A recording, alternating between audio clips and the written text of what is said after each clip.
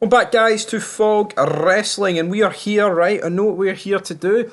Since the stories are that good going into WrestleMania 41, and some people are just flabbergasted by the amount of stories, man. But for me, it's more like a bedtime story because I'm going to bed every time any of these shows, whether it's Raw or SmackDown, come on my screen, right? So we've got 6 matches here announced for Mania.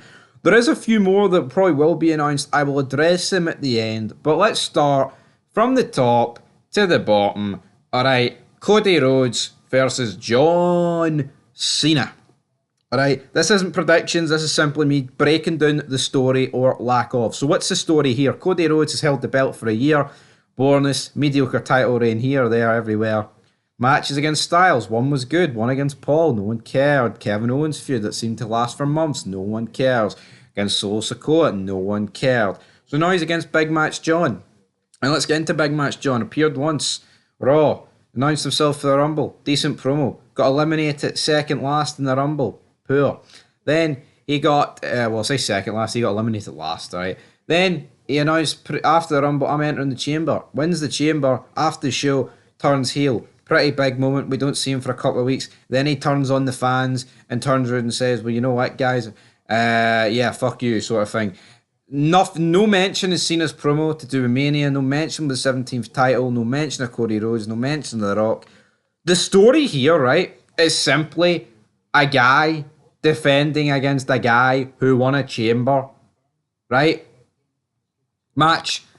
The heel turn is actually, it feels so irrelevant in this feud. Cody Rhodes can say, oh, I don't want this John Cena because this John Cena's a whiny bitch. Oh, whiny bitch John Cena. Oh, he called The Rock the exact same things a year ago. Cody Rhodes, he's so original, isn't he, man? He's so groundbreaking. What's the story? What's the story? It's just a guy taking on a guy because he won a match at the Chamber. Where's the fucking story? Where's the different stuff we're doing week in, week out? Nothing. You know what I mean? The heel turn sucked, man. The heel, honestly, you couldn't have booked this Cena heel turn worse, and it's coinciding, right, with one of the worst title reigns you'll ever see. It's absolute crap. I have not one good thing to say about it. But is it the match that I'm probably looking forward to most at Mania? Yeah, because I want Cena to defeat Cody Rhodes, and as shit as the turn was for heel Cena, I guess it is semi-interesting because it's Big Match John turning heel, even if they have completely and utterly dropped the ball.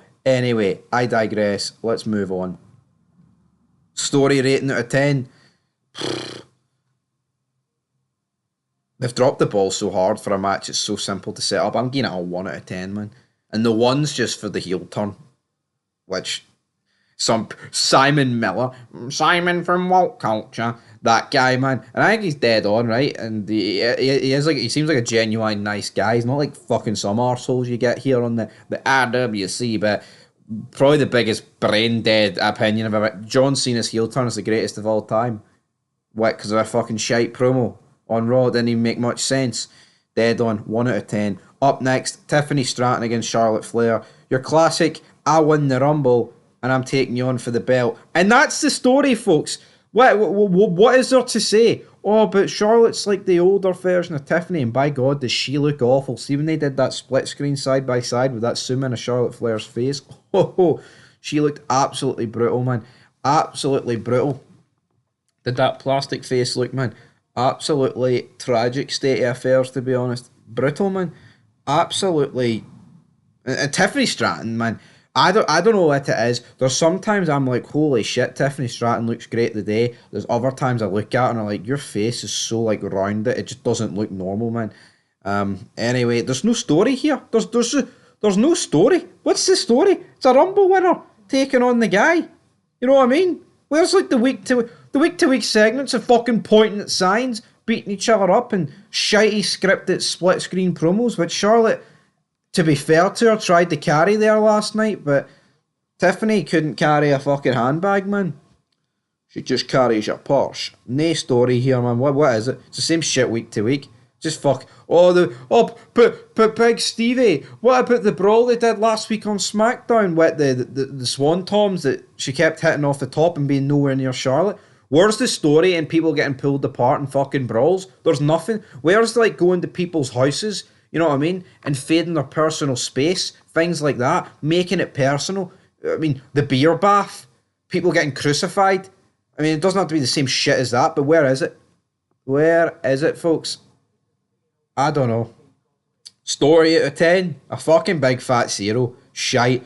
Oh, up next, want to talk about this for the life of me. My name's Gunther. The nippers! The nippers! Gunther taking on Jey Uso. Jey Uso wins the Rumble. They announced the match against Gunther like, what, a week after the Rumble. I mean, this match has been announced for like, what, 6 weeks? Probably more than 6 weeks. Let's just say 6 weeks, though, right? Probably more like 7 weeks, to be honest. 6, 7 weeks. And look, what is the feud? What is the story? What, Jey Uso can't beat him? I mean, they literally had a match this Saturday night main event. But I mean, you know, like compare, like look at WrestleMania 14, Austin Michaels, right? Austin never won the world title before. You clearly tell they're fucking doing that. Michaels is fucked with his back. You know what I mean? I know that's more real, but he's just took that feud with The Undertaker. He survived the Rumble, right? DX is formed. Michaels is popping pills to save his life. I mean, they're getting like fucking McMahon, Mike Tyson, etc., involved. Who are we getting involved with Gunther and Jey Uso? A-Town Down Under. They must think I have downs, man, to fucking think this is good. This is unacceptable. Unacceptable at the highest degree. Gunther feuding with Akira Tozawa and Otis, and fucking Jey Uso feuding with A-Town Down Under, and they think that's acceptable for a world title match going into WrestleMania? That is not borderline, that is disgusting. Gunther, right? Gunther didn't defend at the Rumble, didn't defend at the Chamber, hasn't defended his belt since Saturday night's main event. Oh, well, who was that against? Remind me. Jey Uso. What's the story, man? It's Gunther coming out and locking him in a sleeper hold. He's locking the audience in a sleeper hold as well. Where is the story here? There's nothing. There's no... Jey Uso's just an awful worker and Gunther's a boring bastard. I can't even believe this is a match, man. Disgrace. 0 out of 10. Right. Io Sky versus Bianca Belair versus Rhea Ripley. That's inevitably what it's going to be. What's the story here? Right. So, at least with this one, there is a bit more of a story than the other 3 matches before it, right? So, Rhea Ripley was the champion. Io Sky got fucked at the Rumble. Bianca Belair won the Rumble. So, she was taking on the winner of Io Sky and Ripley. Bianca Belair cost Ripley. Io Sky's now the champion. She feels like she's getting disrespected. Rhea Ripley signed the contract. Even though that is completely flawed, by the way. Why is she allowed to sign a contract? Doesn't make any sense, but it will be made official. But then it's like the world champion is being like disrespected and just getting pushed at the road like some fucking afterthought. If Bianca Belair, right, is so fucking heavily focused on Rhea Ripley, then why not, here, I don't want to fight for the world title, I just want to fight against Rhea at Mania. You know what I mean? Why not do that then?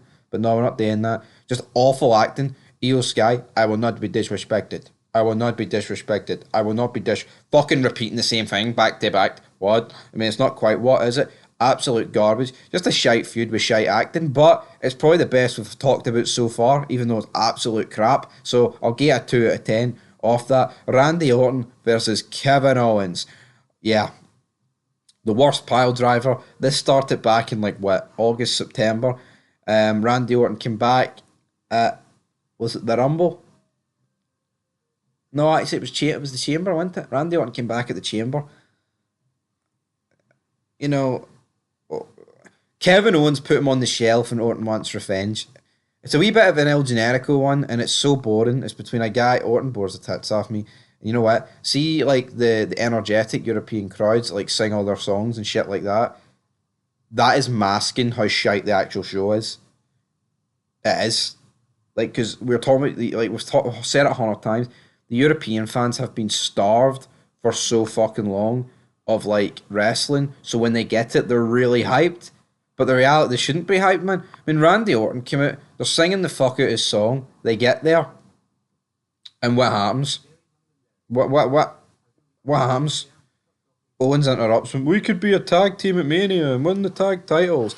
Well done, you big fucking boring streak of shite. You know what I mean? It's like, anyway, I'll give this one, I'll give this a 2 out of 10 as well. Right, lastly, Roman Reigns, CM Punk, Seth frickin' Rollins. What is there to say about this match? Like, seriously? Oh, we all pointed at the sign on SmackDown. Brilliant. That's worthy. Into that's worthy. Absolute crap is what it is, man. Absolute crap of the highest order. Do not understand this for the life of me. Why people pointing at a fucking sign is treated like a story, and then people calling it out for a lack of story. People are like, "You're blind. You're a liar. The story's there, man." Wait, where is the? Oh, Paul Heyman on CM Punk a favour. Roman Reigns greeting because some 64-year-old fucking fat-looking walrus bastard is fucking siding with another grown man. These are guys in their 40s, and like at the end of the day, it's not like Paul Heyman fucked Roman Reigns out a title or anything. He didn't do anything. Disgrace. Oh, but Punk eliminated him in the Rumble. What's the story here? A couple of guys pointing to a sign. Shite. No, this match should be for the world title. I'll give this a 1 out of 10. Moving on, we've got, right, so we're running out of matches that are scheduled. So, Bianca Belair Naomi, probably the best story by a country mile. I just don't care about it. The acting is fucking abysmal. We will give it a 4 out of 10. Other matches that are destined to happen, I don't even know. What, Priest McIntyre? They keep costing each other. It's just another match I don't care about. Probably a 3. And that's where we're going to leave it, guys. There is no stories, man. And if there is, they're shite. So until next time, peace.